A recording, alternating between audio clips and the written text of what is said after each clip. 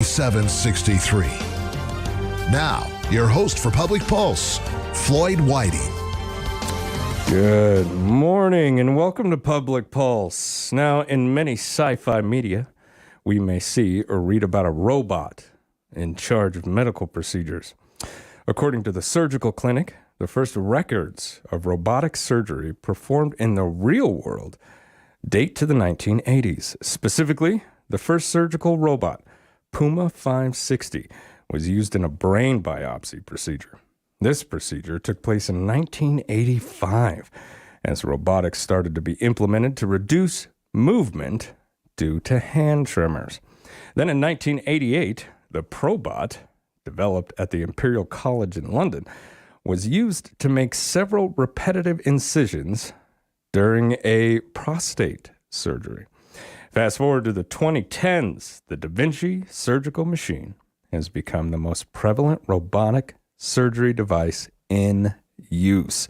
One of the most notable milestones occurred in August of 2010, when the Edward Hospital used the Da Vinci surgical system to peel the skin off of a grape, which quickly became an internet meme. You may have seen it. I watched the video this morning, and it was quite impressive. Joining me this morning is Sheridan Memorial Hospital Chief Ambulatory Officer Holly Zeitz and surgeon from Bighorn Surgical, Dr. Joshua Scott. Good morning and welcome to the show. Thanks for having us. Glad to have you guys here. We're going to talk about something that I thought was the future, but it is now, which really surprises me. Can you share, but first, share a little bit about yourself and your background in medical practice. Ms. Zeitz, I'll start with you. Sounds good. Thanks for having us today. My name's Holly Zeitz. I'm the Chief Ambulatory Officer here at Sheridan Memorial Hospital. I've been here for 18 months. I help partner and lead the strategy for all of our outpatient clinics. It's an exciting time to be in healthcare right now, especially in the outpatient world.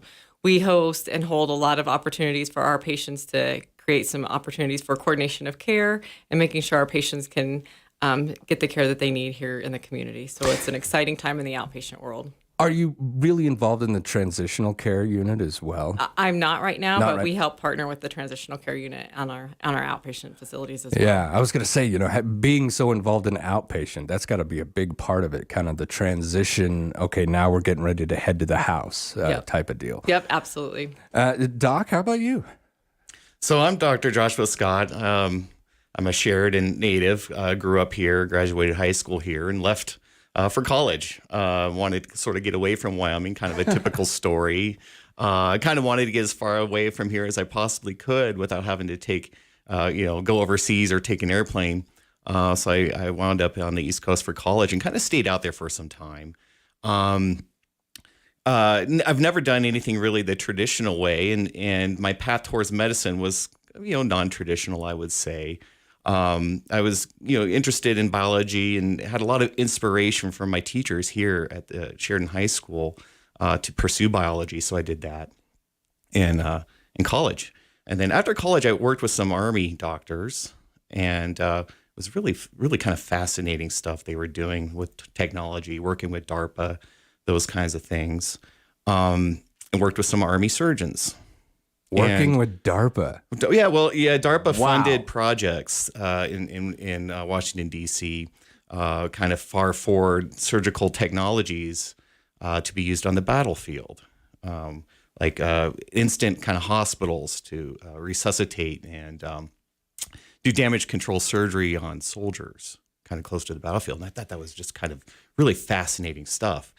After that, I worked with these Army surgeons and did some basic research in a diabetes lab, and I was real lonely there. I really wanted, I wanted more interaction with people. I guess I see myself as sort of introverted, but I really like interaction with people, and that was really missing. Yeah, and so that's what inspired me to go into medicine. At that time, 9/11 happened, and that kind of changed my course as well. And this was a time like, well, I want to be a doctor, but I really want to be an Army doctor. You wanted to help. I wanted to help. Yeah. It was my calling, I guess. I said, why not me? There's I saw, these soldiers out there getting hurt on the battlefield, and like, I think I can help. And so that's what I chose to do. I went to medical school, and during medical school, I worked with surgeons, and I thought, man, this is what I want to do. I want to use my hands. I want to be up and about. I want to use my hands to cure, and hopefully be able to do this, on the battlefield. So I joined the Army through a scholarship called the HPSP, Health Professions Scholarship Program, which worked great for me because they paid for med school, and I went to kind of an expensive med school out in Washington, D.C. So trained with the Army, did my surgical residency, and became an Army surgeon, and did have the opportunity to take care of soldiers on the battlefield as a surgeon. So you were a battlefield surgeon kind of during the height of everything, if I've got my timing around. It was actually sort of as things were winding down. I was deployed in 2019 to Afghanistan, and kind of at that time, the surge was over and things were winding down. It was mostly special operations doing stuff we'd never really even hear about. And they had soldiers there and civilians still getting hurt. Yeah, the landmine trauma. Yeah, right. a lot of some of that stuff. So there was still a role for surgeons to be there, and fortunately we're not there anymore. But well, I'll tell you what, I did not know that about you before the show. But and no offense against anybody else, but I just got a little bit more trust for an Army surgeon. I know the type of trauma that you've seen. Now, Holly, what are the duties of a chief ambulatory officer? Just exactly what do you do down at the hospital? Absolutely. Well, we try to help and coordinate care for our community and for our patients. So one of the things that I've been working on is making sure that our patients have access to the patient portal so that way they can get real-time information about their care. We're trying to create some uniformity on how they enter our hospital system to make sure that their check-in is smooth. When they get there, we understand what their problems are and help them try to solve their medical complications. And then making sure after that, we get them in for the testing that they need and the care that they need after their outpatient appointment with us.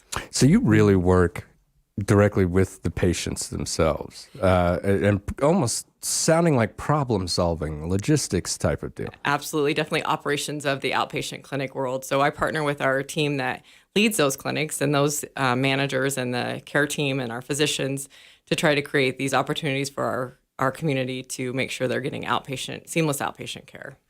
There are certain jobs that you think, well, yeah, that's common sense. Why wouldn't I have somebody in there like that? But you don't think about it until you actually either meet the individual or get down to the hospital and you're like, man, I'm glad someone like that is right here to help me figure out what's next. Now, Doc, this is robot-assisted surgery that we're going to talk about, not robotic surgery. Could you tell us the difference between the two of those? Very good question. So robot-assisted surgery. So, I think a lot of folks, when they hear about robotic surgery or robotic anything, that, it's the robot itself doing the surgery. For example, there's like AI involved and the robot is deciding what to do and how to do the surgery. Well, robot-assisted surgery is not that. The robot-assisted surgery is the surgeon is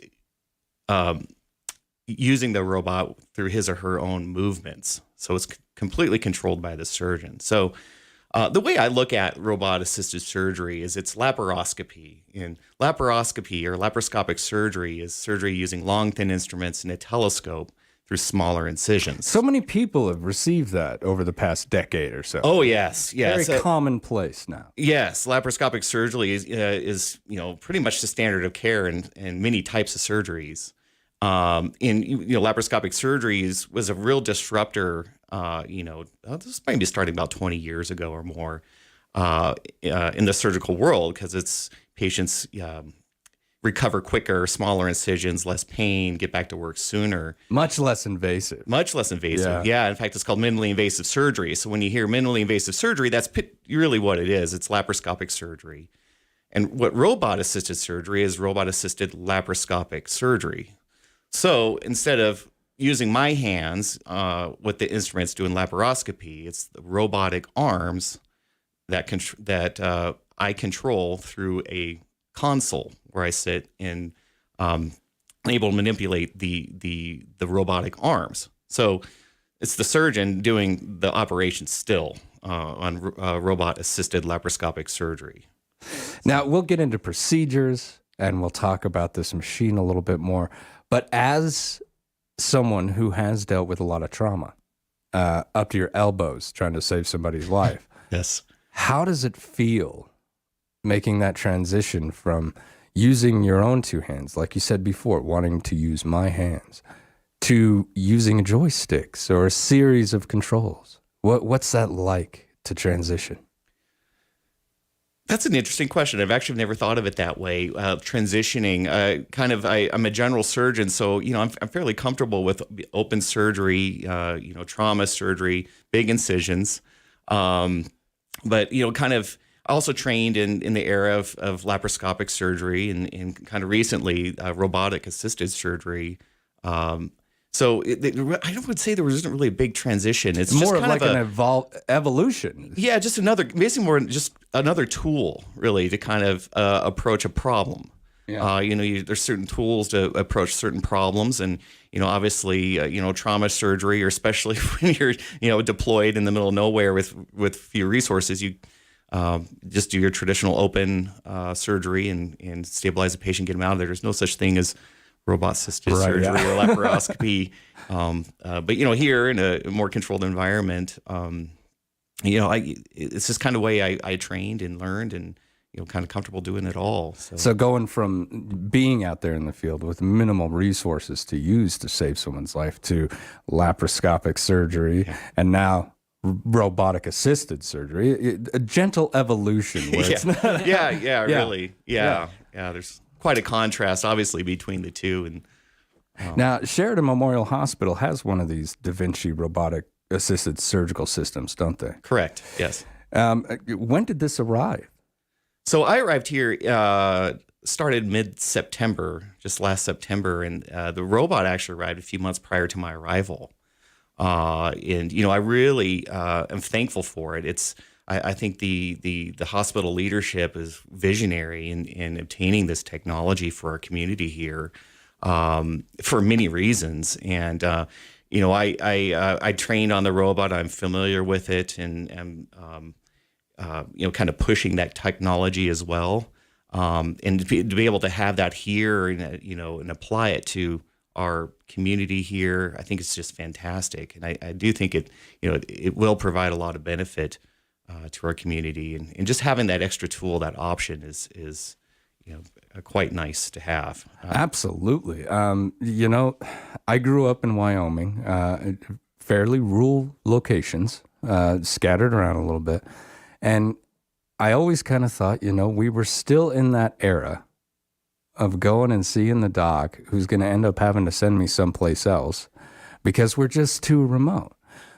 But I am amazed and impressed with Sheridan Memorial Hospital on multiple levels, because here we are in little Sheridan, Wyoming, and we have got the future when it comes to care, transition, and surgical procedures. You just wouldn't think that, little Sheridan's got the future sitting in its hospital. And this is pretty much the future of surgery. Would you say that? I absolutely 100% agree with that. I do think this is the future of surgery. I still think it's I guess kind of going back to your comments about rural hospitals, and I do think that the robotic platform is beneficial, especially to rural hospitals such as ours here. It provides kind of another level of support. For example, I'm able to do the robot without having another surgeon or another assistant, or able to do those kinds of surgeries where I actually would need to bring in some other surgeon or other resources which may not be available. And so one of the trends that I've learned actually somewhat recently is a lot of the rural hospitals are also obtaining this technology for that reason. For that reason, because Yeah. I don't have many surgeons to come in and assist you. Yeah, right. So that's kind of nice. Being able to do a surgery by myself, which I may need help from someone else if I didn't have that platform. So, Absolutely. Wow. It is a wave of the future. When we come back, we're going to continue with Sheridan Memorial Hospital and Bighorn Surgical. This is Public Pulse on 930 KROE at 103.9 FM. Sheridan.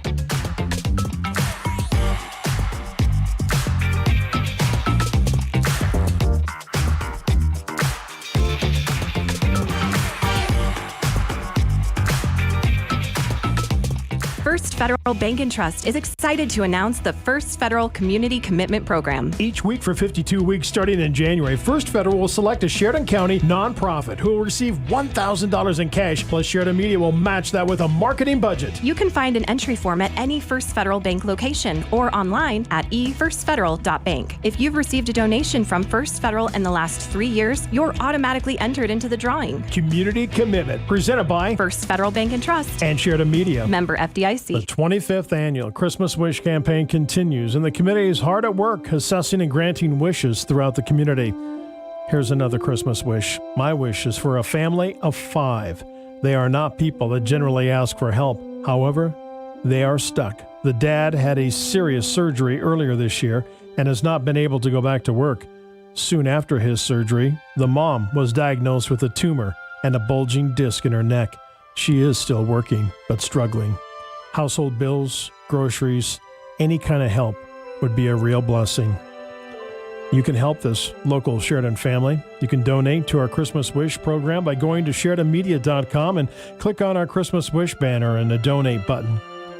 Thank you to our community partners, Atlas Chiropractic, First Federal Bank and Trust, Heartland Kubota, Advanced Auto Body, A-Line Roofing and Exteriors, Wyoming Corporate Office, and Odell Construction. No matter what, people need what you bring them. But sometimes a choice has to be made. You can make a safe one. Always expect a train. Know that trains can run on any track at any time in either direction. Understand that trains are faster and quieter than you think. You can stop track tragedies. Never try to beat a train. You are more important than your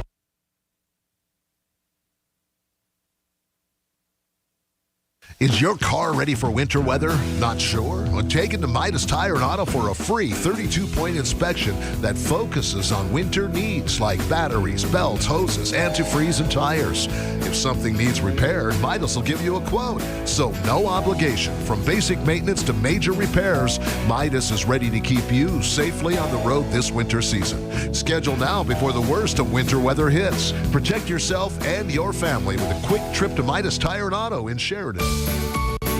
Shop for everyone on your list and save with the Sportsman's Warehouse sale flyer in this week's Country Bounty. Save up to 25% on camping brands like Big Agnes and Mountain Hardware. Gear up for fishing and save up to 45% on brands like Orvis, P-Line, and Lew's Fishing. Save up to $400 on cooking brands like Traeger, Camp Chef, Lodge, and more. Check out the flyer, make your list, and head to Sportsman's Warehouse where they always guarantee lowest prices or they'll beat it. Open 7 days a week on Brundage Lane in Sheridan.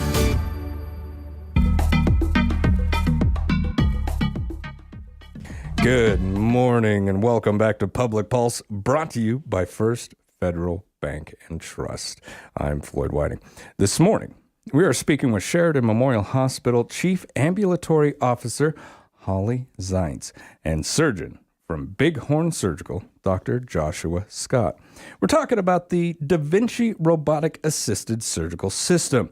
This is a new advanced robot that can assist surgeons with a variety of procedures. And we're going to talk about those in just a little bit.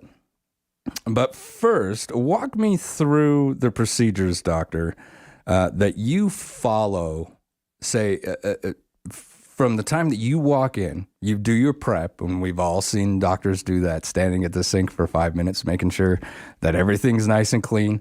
And then you walk into the room. What do you see? That's another fantastic question. Usually my mind is focused, as when I get done washing my hands and everything's clean and sterile, my mind is now focused, on the patient. And basically from what we call skin to skin, from the first incision till when we're done and closing the skin, and all the steps in between. And the preparation for me begins way before the surgery itself. And I do find myself a lot of times, just going through this surgery in my mind, the day before or even days before, kind of like a lot of athletes do before a game, preparing for a big game. Absolutely. This is my big game, I guess, if would be the analogy. And so my focus is on that game, I guess. It's the patient and making sure every detail is correct. One surgery is very humbling. It's a very humbling profession, and any surgeon will tell you that. Because you have to be very detail oriented. If something's a little bit off, it could lead to a bad outcome. And that includes making sure the team is ready, the equipment's ready, that I myself am ready, that the patient is ready. So there's a lot of prep work kind of leading up to the surgery. Then the surgery is just kind of the grand finale, and that's the fun part. Once you have everything in place and have the confidence and have a good team that you've worked with and trained, and they have the confidence and they're interested just as much as you are in taking care of that patient. And then that's the fun part. Now, if I was a patient laying there looking up, what am I viewing? Is this a series of robotic arms that come down like in the alien movies? Not really. So our anesthesia colleagues are they have magical medicine. So a lot of times what they can do is, a lot of patients, understandably will have, a bit of anxiety prior to surgery. I would. And so our anesthesia colleagues will give us some medicines that can help them forget kind of what's going on. So in the preoperative hold area, you can get some medicine that kind of wipes your memory from then forward. So if you were to remember, what you would see is you would be lying down on the table with the surgical lights on you, and you would see a what we call the patient console, and that's the robotic arms. So what it is, it's a boom that's got 4 robotic arms kind of hanging off of it, and those arms are what we attach basically the laparoscopic instruments to, and I can control those arms. So the patient would see that, and in the corner of the operating room, they would see the surgeon's console. That's where the surgeon or I sit, and basically what it is, it's a video screen that I look through, it looks like sort of like a pair of binoculars, and 2 little. Not like joysticks, but 2 little arms that I control that control the robotic arms. Are those touch sensitive? So the more pressure you put on that system, the more pressure that robotic arm is going to put down? Yes and no. So yes. So kind of the more I move or the more I kind of squeeze an instrument, the more that the robot will respond to that. I say no because there's not just yet have really a lot of tactile feedback. Okay. So that's where, having experience in laparoscopic surgery, doing lots of surgeries, knowing, how tissues react to manipulation, that's how you apply that to robotic surgery. And I'm excited to see, eventually I believe that as the robot technology evolves, we will get kind of tactile feedback through the robotic arms and all that. So I'm kind of looking forward to that.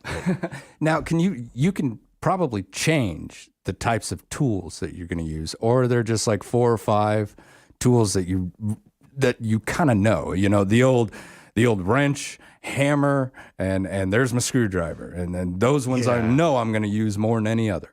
Yeah, exactly right. I would say 90% of the time it's the same things, the same tools. But then every now and then, there could be something special, like a specialized job, or like I need this special tool to do this, and we have those. But yeah, you're exactly right. I would say that most of the time it's the same instruments that you would be able to do most surgeries with. And what would those be? Let's go the top 4 since we've got 4 robotic arms. Okay, so it is very similar to laparoscopic surgery. So just kind of for tissue manipulation, we have graspers to kind of help us kind of move things around. to expose the organ or wherever we're operating. Then we usually use an energy device. What that allows us to do is it's called cautery. Allows us to be able to cut through tissues, and while allowing hemostasis or to decrease bleeding. So I'm cauterizing the wound as I cut. Yes, exactly right. Cauterizing the material around it. Okay. Exactly right. And that helps and cauterizes and stops any bleeding from that, this is not a new thing, electrocautery in surgery, but it's, used in laparoscopy and robotic assisted surgery as well. And then finally, the other instrument is a needle holder, which allows us to sew, suture. Is this like does it look like little pinchers? Yeah, Is exactly that right. Yeah, just little pinchers. Exactly right. And you can sew with this. Yeah. You can sew with it. Amazing. And that's what's nice about the robotic platform is it allows much more degrees of freedom over traditional laparoscopic, even open surgery, I would even say. And so the robot allows suturing in spaces, in places that are almost impossible to do or very difficult to do with just traditional laparoscopic surgery or even open surgery. So that's one advantage of the robot is it does allow much more degrees of freedom to be able to do repairs that I think I wouldn't even be able to do traditionally. So I've got my pincher, I got my knife, and I got my suture. What else do I have on there? Again, this is kind of just evolution of laparoscopic surgery. We have staplers. That's not really a new thing. We use those also in open surgery, and those are also on the robotic platform for doing like bowel resections or stomach resections, those kinds of things. Wow. And you can switch those out. You can switch those out. Yes. Now, do you do that, or do you have a technician on site who knows this machine inside and out? Precisely. So there's a technician at the bedside at all times, which allows me just to stay at the console. And so this kind of goes back to your previous question on preparation, and that's having a great team in the OR that includes the bedside technician helping with the instrument exchanges and really getting to know the robot and how it's used and anticipating what's next, especially if I need to do a quick instrument exchange or, God forbid, there's some bleeding, he or she knows exactly what to do. So that they can react, so they that can you react. can react. Yeah. So kind of like back in the day, seeing the nurse get ready with that tool beforehand. Yeah. Just already holding it when you reach back. Well, exactly. In any of the techs or circulator nurses at the hospital, I haven't been here that long. They usually know what I need before I even know what I need. And so, which is funny. It's the sign of great It's just staff. like, that's exactly what I wanted. Thank you. Or if I ask for something that I'm wrong about and they hand me the right one, like, yeah, thank you. Oh, wow. Yeah. And that just goes to that, really reflects on, how interested they are in taking care of the patient and, making sure that I'm on track. Cause, surgery can be kind of stressful and, I'm very focused and, sometimes, that having that help is essential. Absolutely. Yeah. Absolutely. I can't even imagine. I can't even, imagine myself or what I would do there. Yeah. A lot of pressure that you guys go through. Now, let's talk about some of the procedures that this thing can actually do. Because this robot can't do everything, right? No. So what can we accomplish with this? So what we can accomplish with this is pretty much everything that we can do laparoscopically. So anything that we can operate on with long-term instruments and a telescope, we can do that also with the robot platform. Those include, hernia surgeries, colon resections, my other colleagues, prostate surgeries, and, some OBGYN surgeries as well. Yeah. So pretty much everything that we can do laparoscopically, we do on the robot as well. I was in Laramie, 2005, when I felt a sharp pain that shifted to the other side of my stomach. And as soon as that happened, I knew what it was. So I went to the hospital. Right. It was a typical surgery. I have a typical scar. My wife at the time suddenly experienced this exact same thing maybe 5 months later. Her surgery was completely different than mine. Same thing. We both needed our appendix out. Mine was traditional. Now, they did tell me mine was pretty dang swollen. So maybe there was just not a lot of prep. But hers was done laparoscopically. And just little tiny incisions, whereas I've got this pretty good sized scar. I'd say probably 2-3 inches, maybe. I mean, it's just how it's amazing how fast the evolution happens. Or do you think maybe I'm overthinking that, and they may have just said this thing's so swollen we need to get it out now?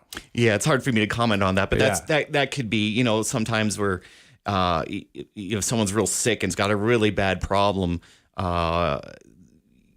can't necessarily do laparoscopic surgery and therefore wouldn't be able to do robot assisted surgery. Sometimes they just need to get in there and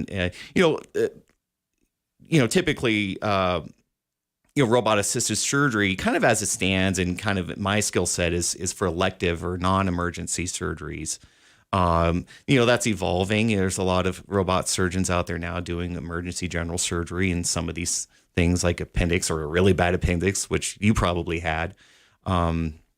So it's definitely evolving. It's an evolving technology, and I'm excited to kind of see where it goes from here.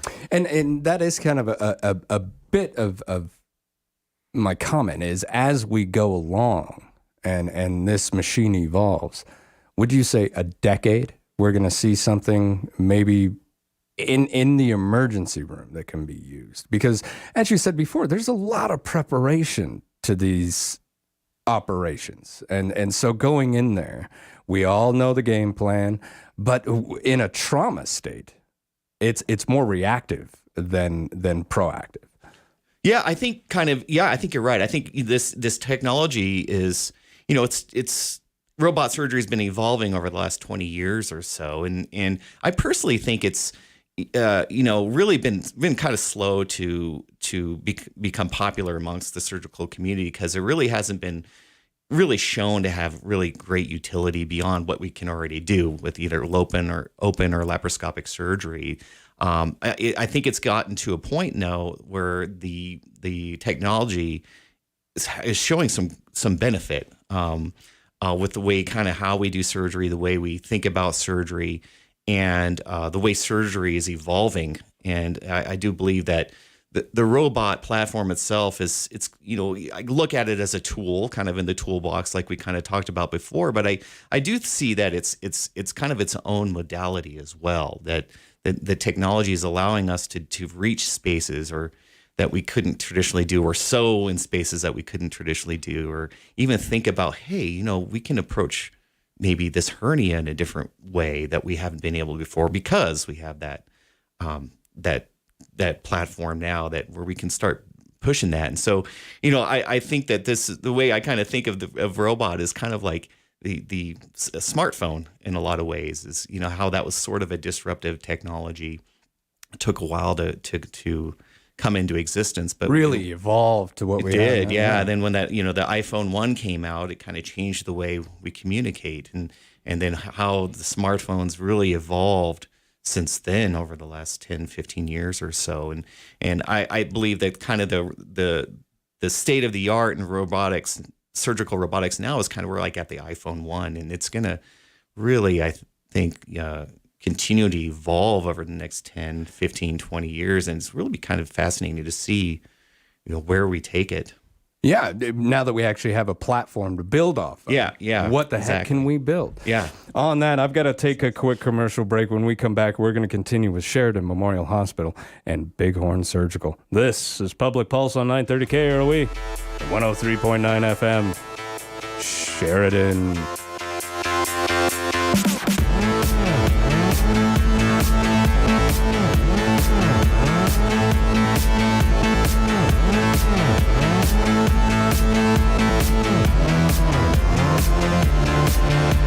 First Federal Bank and Trust. Trust is excited to announce the First Federal Community Commitment Program. Each week for 52 weeks starting in January, First Federal will select a Sheridan County nonprofit who will receive $1,000 in cash, plus Sheridan Media will match that with a marketing budget. You can find an entry form at any First Federal Bank location or online at efirstfederal.bank. If you've received a donation from First Federal in the last 3 years, you're automatically entered into the drawing. Community Commitment, presented by First Federal Bank and Trust and Sheridan Media. Member FDIC. When you're in pain, it causes stress. Even minor pain is telling you something's not right, and early detection is the best path to relief. Make a call to Dr. Colin Hardy of Atlas Chiropractic. Not only can he alleviate your pain, but also reduce physical stress and boost and maintain proper immune system function. Chiropractic is a natural immune booster. With each adjustment, they're not only supporting the central nervous system through proper spinal function and alignment, but also stimulating and strengthening the immune system by removing nerve interferences and stressors that can drag it down. Call 307-672-6000 for details and scheduling with the top chiropractic clinic in Sheridan, Atlas Chiropractic. This is Dr. Colin Hardy with Atlas Chiropractic. Be sure to ask us about our new patient specials. Take the first step to a better you. Call 672-6000. That's 672-6000. Your healing begins when you pick up the phone. Hi, this is Colton Bates with the Best Team bringing you this week's Best Tip. It's officially the start of the holiday season and it's time to gather with your family and friends. But we all know how difficult it can be to travel in the Wyoming winter, and traveling safely is easier said than done. So some simple steps. Use something like the Wyoming 511 app to check your road conditions before you or your company takes off. Leave a little earlier in the day to avoid driving at night and take it at your speed. It's the holiday, so don't feel rushed. And if you're flying, get there early and don't miss your flight. For more helpful tips, call Colton at 675-BEST and visit bestwi.net. Rapp Plumbing and Heating has been serving Sheridan since 2010. With all these years of experience, you can rely on them to handle all of your plumbing and heating needs. From new construction to remodels, repairs of existing systems to retrofitting, Rapp Plumbing and Heating can do it all. They are professional, clean, and courteous. Call 429-1196 for all your plumbing or heating needs. As we like to say, if you find a leak, let Dan take a peek. Dan Marshall here with Captain Clean. Your heating and cooling system are the lungs of your home or business, taking air in and breathing it out, directly affecting your indoor air quality. Normal day-to-day activity generates lots of contaminants and air pollutants such as dander, dust, and chemicals. Call today for your free HVAC cleaning estimate. It's 100% free, and nobody has the equipment or expertise to clean HVAC like we do. Call Captain Clean today, 672-0726. Affordable choices for healthy living.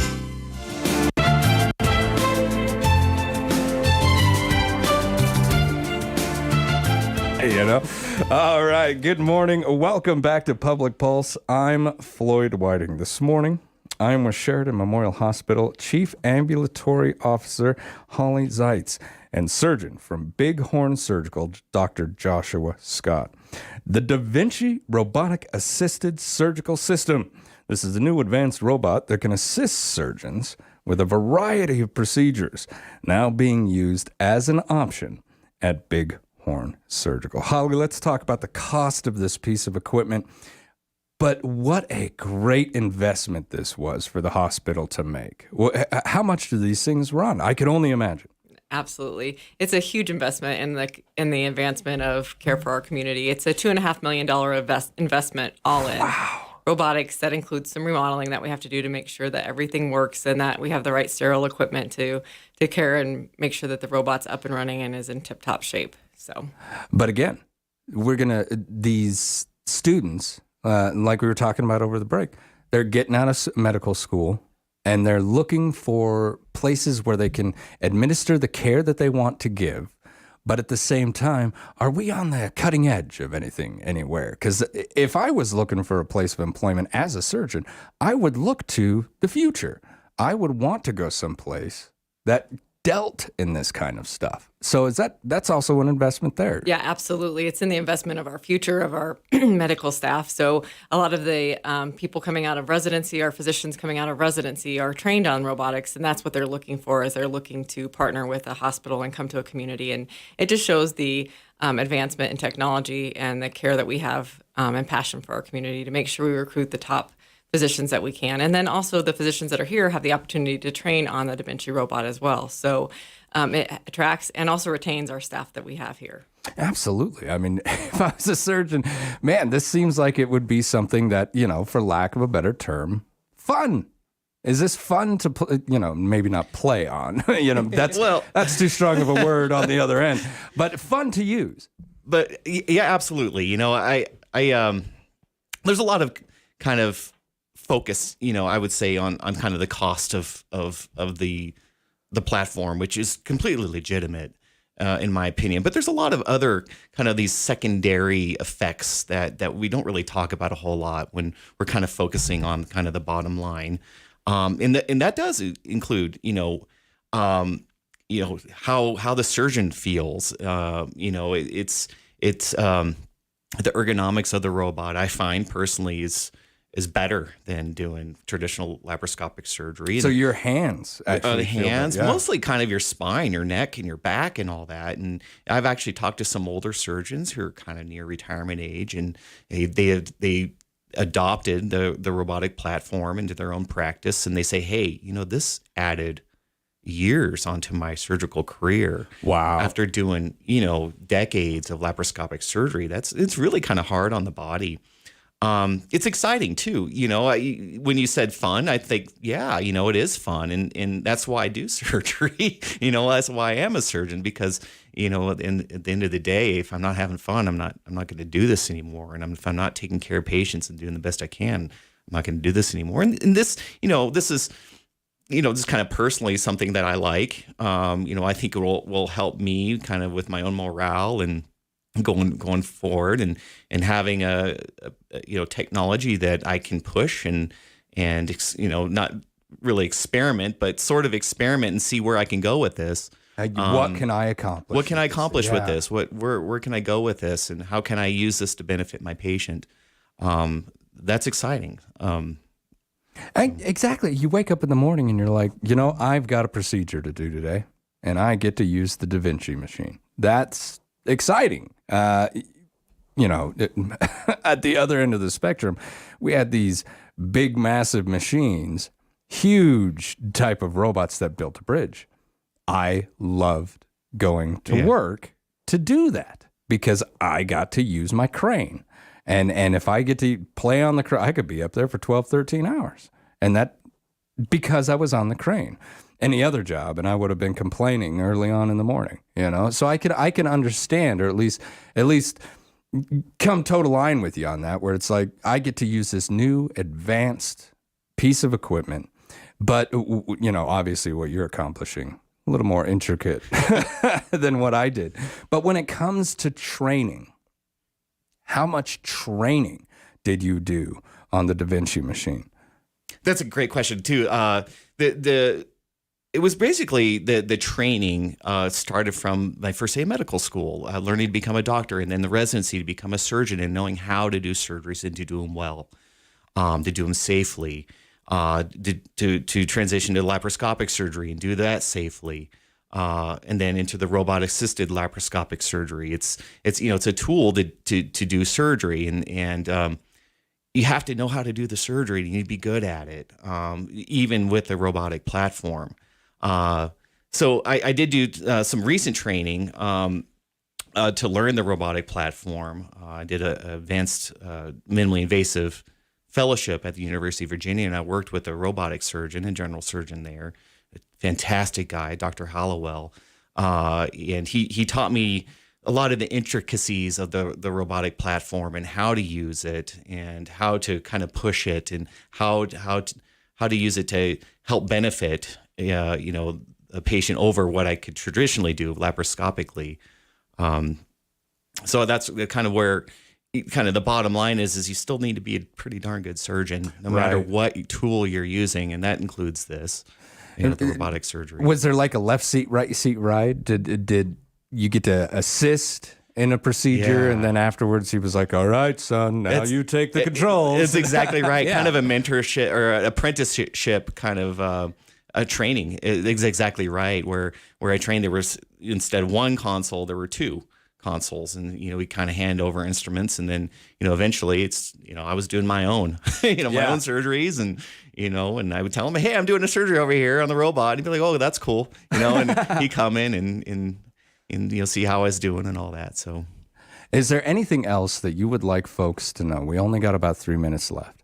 Anything else you would like folks to know about this new advanced system up at the Bighorn Surgical? Yeah, I think kind of really to really kind of understand what it is, and robot assisted surgery is a great piece of technology, but it has its role. It's not something that we can do for any and every type of surgery. Not every patient's a candidate for robot-assisted surgery. Or don't go in there expecting it. Yeah, exactly right. Another thing that I have to stress is it's a tool in surgery. It's minimally invasive surgery. It's not going to give you a big, great, better operation over traditional laparoscopic surgery. It's a tool that I think is evolving, and that data that supporting better outcomes is still yet to come, but it will come. We're kind of in this phase of really learning this technology and mentorship and the evolution of the technology. And so that'll come out eventually.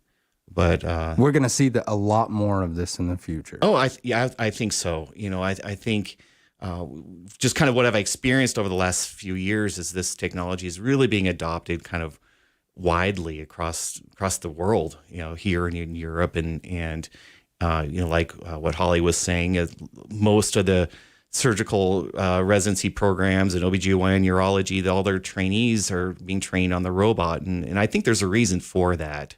I think that surgeons are really kind of seeing this technology for what it is, and they're training the younger surgeons and to use it. And we don't have a lot of time left, but remote surgical procedures are much more possible with a piece of equipment like this. You could be in Texas sitting down there. And now I'm not saying this is what this does. I would much rather have the surgeon in the room. Right. But we could see something like this in the future. Yes. Oh, absolutely. Yeah. And that's been done already before. I think there's a surgeon in the United States who did a surgery on a patient in Europe through this kind of technology.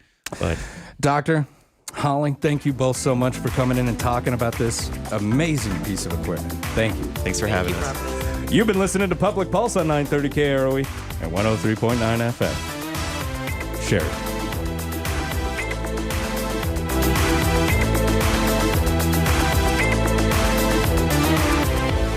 First Federal Bank and Trust is committed to our community. Beginning in January, we'll be donating $1,000 cash each week for 52 weeks to a qualified Sheridan County nonprofit organization, and Sheridan Media will match that with a marketing budget. First Federal is one of 2 mutual banks in Wyoming, which means they don't pay stockholders. They reinvest your funds right back into the place we call home. Visit efirstfederal.bank for details. Community commitment, presented by First Federal Bank and Trust and Sheridan Media. Member FDIC.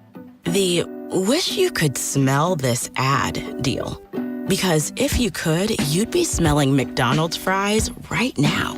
And they smell like McDonald's fries.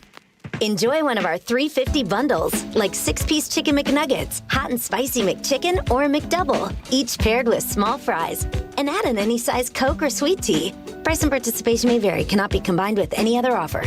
Ba-da-ba-ba-ba. It's a black tie affair. The inaugural New Year's Eve Gala at the Caliph Shrine in downtown Sheridan. It's not your average New Year's Eve party. Pull out the tux and the evening gown for this one. The evening begins with drinks and a prime rib dinner at 6 p.m. while enjoying the big band swing sounds of the Hot Tomatoes, Denver's premier dance orchestra, playing from 6 to 9.